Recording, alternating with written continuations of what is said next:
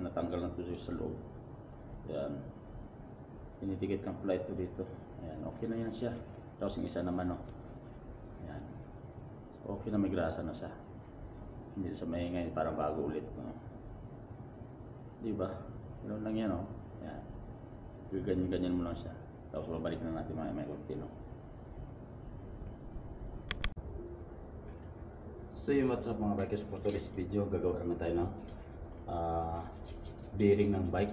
Ito sa ating mountain bike. Pakita muna yung camera yan. Yung ating sira. Ito. Meron tayo kasi tayong bearing. Itong bearing na to ay tumutunog na to sa pag tumatakbo tayo siguro. So wala tayong lagyan ng grasa kasi tagal na to na stock, walang grasa. Tanggalin natin ito yung dahilan kaya yan, natunog to mga bikers.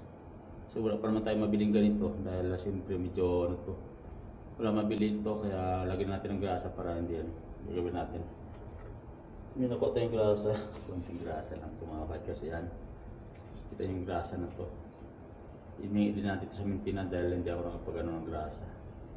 Kasi yung grasa ko dati hindi ko na alam kung saan ko nalagay, naitapon siguro doon sa pa ako yung dating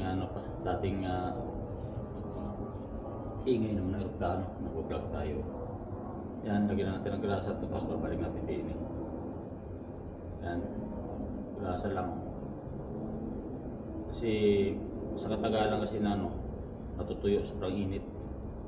Siyempre pagka walang grasa, yan ang dahilan na sa tutunog mga bikers yung bearing. Siyempre ikaw pa naman bakal to bakal, hindi ka kaya tutunog.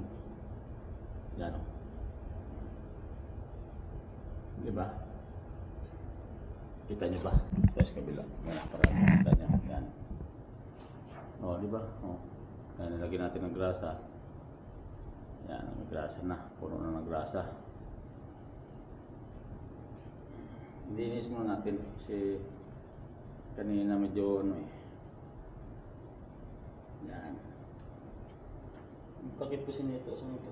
Ito, may takip siya yan. Takip nyo. Yan, ganyan siya. Yan. Takip. Natanggal na to sa loob. Yan. Pinidikit ng plate to dito. Ayan, okay na yan siya. Tapos yung isa naman, no. Yan. Okay na, may grasa na siya. Hindi sa maingay, parang bago ulit, no. Diba? Ganun lang yan, no. Yan. Ganyan mo lang siya. Tapos babalik na natin may konti. Ito pala yung dahilan mga bikers, tinanggal ko na din sa loob dahil burog na pala itong pinaka-guide niya sa bearing yan, kinain na pala ng mga wala pa naman ako mabili ng ganito dito sa shop, ganitong bearing. Mahirap kong hanapin sa mga bike shop ganito. Yan kaya pala nilagyan ko ng grasa. Ito, malinis ko na rin itong ito. Kaya pala parang ganito sa mga pag tumatakbo ko minsan doon, pag naglaro akong basketball mga bikers, ay tumutunog. Ito palang dahilan kaya pala sabi ko nga bearing. Ito, saka na natin palitan pagka once na kasi ito lang to, DIY ko lang to gawa itong bearing to. Dahil kasi ito may bearing dito, tinanggal ko mga bikers yung dito bearing. Pinalitan kong ganito, parang pinaka nasalpak na lang kagad. Yan yan, lagyan natin ng maraming grasa para at least siya. Tapos itong cover, yan cover, yan para medyo smooth, diba? Dumi.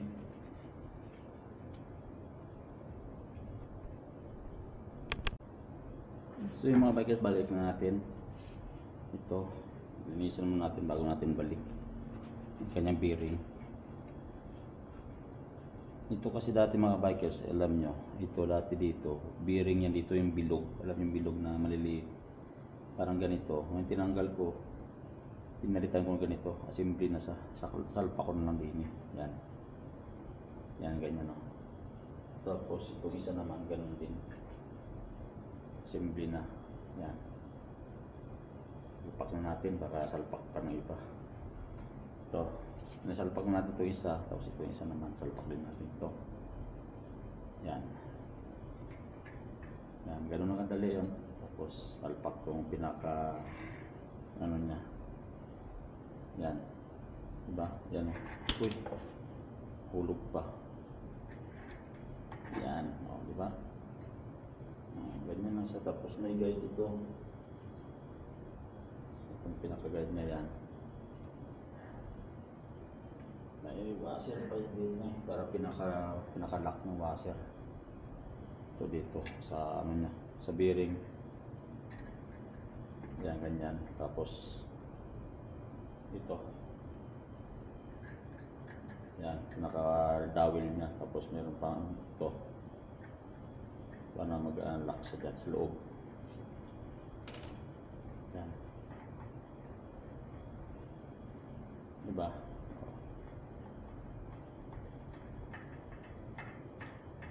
Ganun lang. Ganun kadali ano.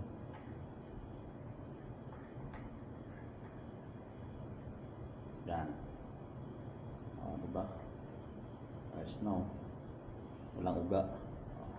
Pwede natin ito salpak mga bikers. Ayos na yan. Ipitan lang natin yung mamaya may konti. So maligpitan natin sa mga bikers no? Itong pinabago salpak. Yan.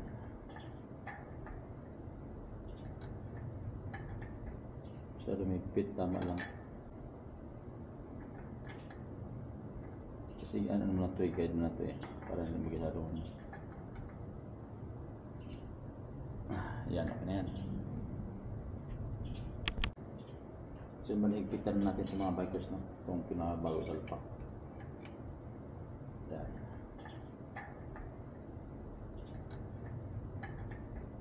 So lumigpit, tama lang. Kasi ano naman ito eh, guide na ito eh. Para hindi maglaro niya. Yan, okay na yan. Baliktarin muna natin ito mga bikers. Para yan. Yan natin itong ano na ito. Ito, tinalan din natin ito. So ito kailangan din natin tatanggalin ito mga bikers. Unahin muna natin itong preno. Kasi gusto kong palitan. Pud-pud na rin kasi itong ano yung ating disc brake. So tanggalin natin ito. Balik na natin sa dati. Ito tanggalin din natin ito.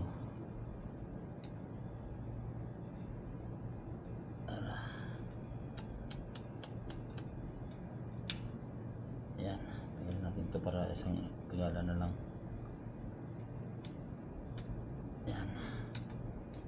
Upuin. Yun lang, hindi pa mahuho. Ito, tanggalin natin ito.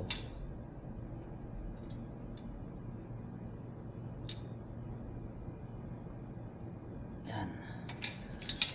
Ito mahurog pa.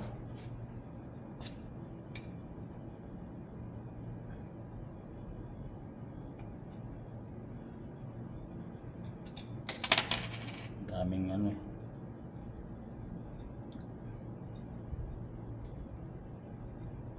Yan. Tingnan natin, palitan natin.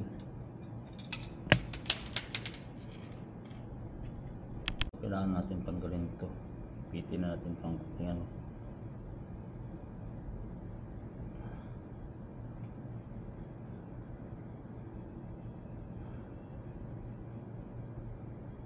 Ho na ito eh. Tigas din pala. Oh! Tigas ah.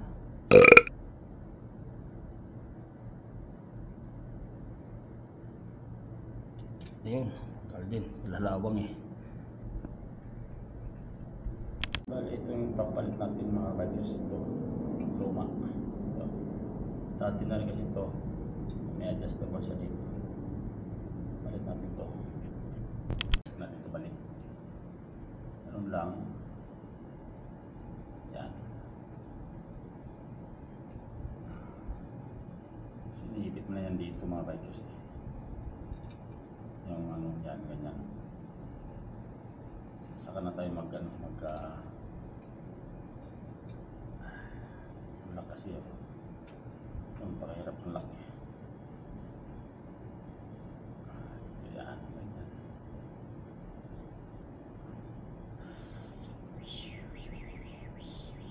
Ipit lang dyan, ipit lang yan, ganyan.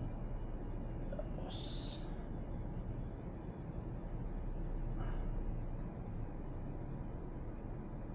pag naipit na mga bikers, okay na yan.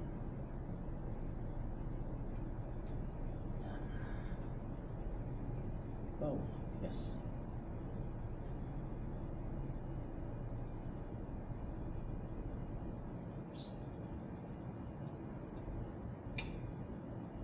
Hirap pag mekaniko, kawawa yung daliri pagka once na hindi kayo hirap mekaniko mga bikers. Mechanic. Kala nila madali lang mga mechanic daw. Hindi ganun kadali. Yan. Siyempre, tulad nito may spring to eh. Hindi mo na pwede ano to. Oh, kailangan mo to ng higpit. Allen wrench.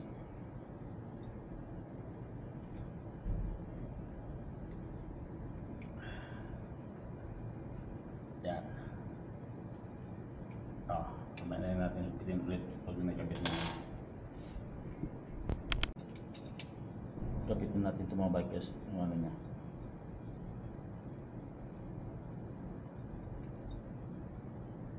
Adjust na dito yun eh.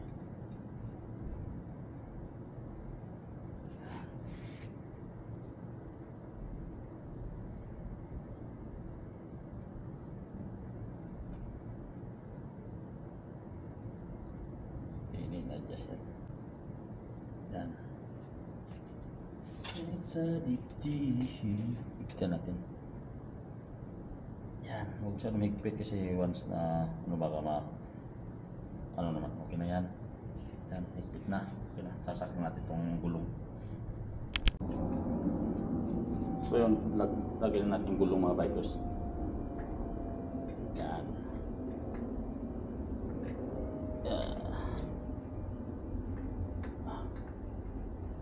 Yun, salpak na.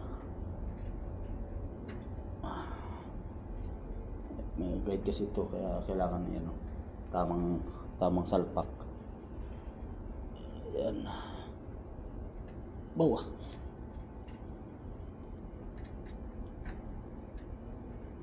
Super na yun.